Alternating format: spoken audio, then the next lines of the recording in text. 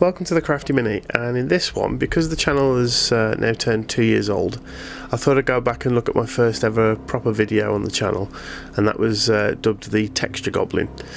The reason I called that is because when I was listening back when I first started editing, I kept mentioning the word texture as I was trying to hit home the sort of message I was trying to get across to you, the audience.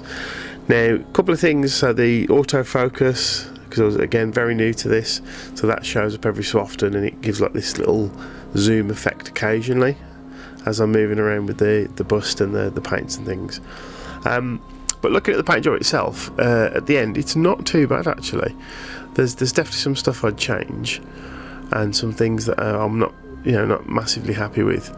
But the colour scheme and things, that in particular, it's something I've carried on with, this idea of adding yellow to green to give a warmer tone for orc and sort of goblin skin colours. I'm quite rough with the painting on this one as well. I can definitely see that my brush control's improved. But watching it back, it's also amazing to see how I was a lot more free and loose with it, with the way I was painting. Whereas now I'm quite a bit more regimented in the way that I do things. Whether that's because of I'm more aware of the video and the sort of the final piece that's going to be done, I'm not sure. It could be that, but this, it's very much, I was just recording me painting. I wasn't really thinking about how the video would come across and how it would look. The sculpt, again, it's really beautiful, this miniature. I might have to see if I can get hold of it again and do an updated version and see how my painting has actually come along. But the face was, it's popped really nice on this, and I was trying to do like a frontal highlight. So if you imagine he's sort of emerging from the shadow, so the main highlights would be his face, that front shoulder and the arm that's coming across holding the dagger. That was always the process. And this is where I was trying to do things like specular highlights just on small areas. You can see like the brush there, it's not the neatest nib, and I'm just dabbing on little areas to get those extra highlights and not really worried about too much of sort of smoothness of brush strokes and things like that. Definitely a looser way of painting. Also, I've noticed that, so going back and looking at some of the footage of my old videos, the way I'm painting is I think it sounds weird, but it's a lot more honest. And maybe I'm thinking, after watching it, I'm thinking this is something I need to sort of bring back into my work, is worrying less about how it looks on YouTube and more about how I'm actually painting the thing itself and how much fun I'm having while I'm doing it. It's definitely something, some food for thought there. Because this, I was just building up highlights, and I've lots of little areas and bits of detail. I mean, it helps when you get a miniature that's this well detailed and the sculpt quality is this good.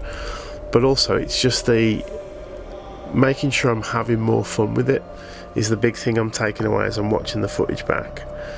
And just expressing myself a bit more, being a bit more loose and gung-ho with it, and not worrying too much about the final sort of product. I'm not worrying about it being sort of too neat and painting within the lines, which is something I've definitely become aware of that I'm doing when I'm painting miniatures now, trying to get it to be as detailed as possible. Whereas definitely on this one, if I think there's a highlight there, I'm just chucking it on. I'm not worried too much about the neatness. And to be fair, the finished product, it comes together. It actually does work. And seeing the original piece in front of me now, it's not a bad paint job. There's a couple of things I could definitely improve and get better on. And it'd be interesting to see me painting something like this with the better paints like the Pro Acryl range as well. But yeah, really interested. It's fascinating going back and watching old footage, and it's the same sort of process for those of you who obviously aren't, if you're not filming and whatnot.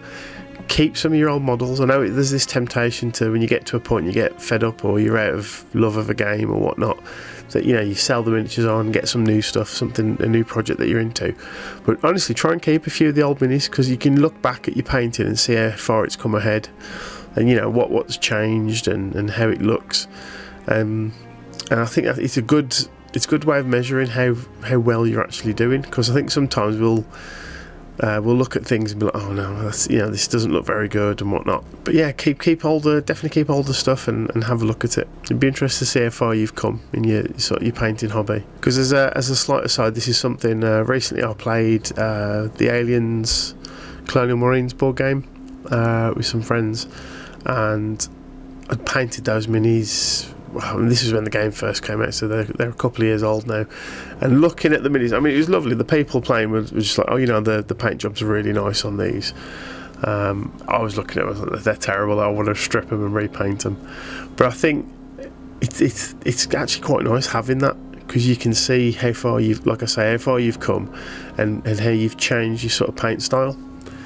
The main takeaway from me watching this is I was definitely more expressive than I have been, especially more recently, and I was willing to, it sounds weird, but willing to take more risks really with the paint job. And the way this has come out, I feel like it's actually a better paint job than I've done for a while, to be honest. It's definitely stood the test of time. I mean, there's still a couple of things, like I'm still having issues with metallics. That's something I'm still learning every time I paint. Non-metallic metal I have tried multiple times and I can't do it. It's something I'm going to either have to practice more, or I don't know what the answer is for that. But I'm trying to get metallics to look a bit more rougher and you know, mottled and things.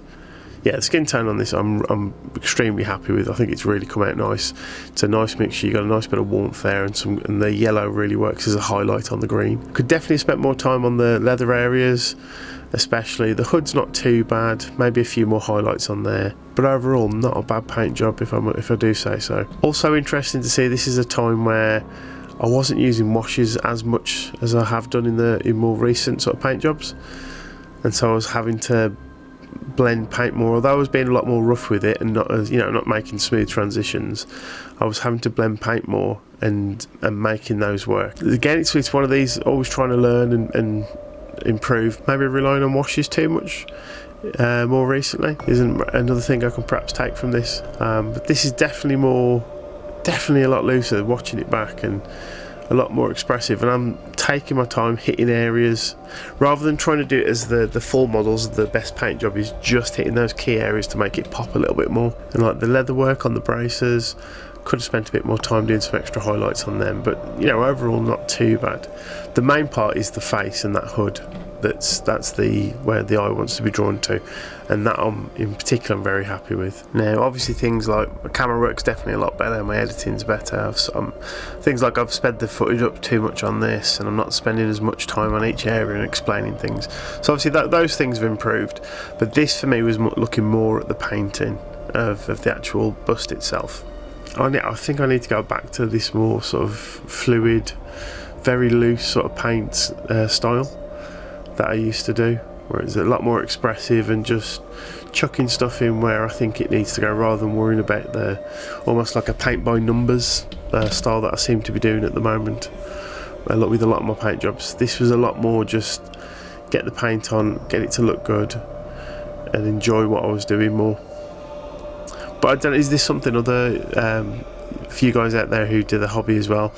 Do you go back and look at older stuff? Do you see where you've potentially made mistakes and you want to improve, or do you just keep going and over time, obviously practice makes perfect, and over time we do get better as painters? Or there are certain things like certain techniques that you don't use anymore that you used to, and is that something you'd look at and wanting to go back on? Just a thought. But yeah, thank you very much, and happy birthday to the channel. I can't believe it's been 2 years. Thank you everyone for all your support. It's phenomenal, and I can't believe, I mean, recording I think it's 803 subscribers, which is crazy. So thank you everyone for your support, very, very much appreciated. Don't forget the like, comment, subscribe and all that YouTube stuff. Also, please do comment on this and let me know what you think, and especially if there are things that you've changed as painters and things that you don't do anymore. It'd be really interesting to know and then get sort of like a vibe on this. But thank you very much for watching, and we'll see you on the next one. Cheers.